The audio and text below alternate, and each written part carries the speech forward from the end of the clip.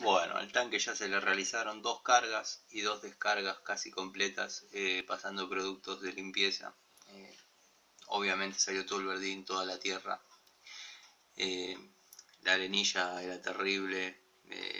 Bueno, producto de estar abandonado alguna cantidad de tiempo sin hacer limpieza, ¿no? Ya lo tengo más avanzado, ya el fondo se ve, me faltará, no sé, una enjuagadita y poner unos productos para la conservación y oxigenación del agua. El resto ya estaríamos bien.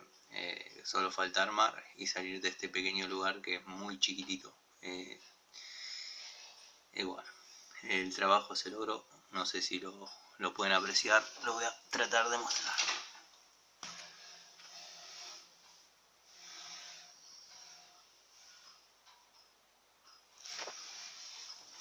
Obviamente las manchas negras son los lugares donde estaba el verdín.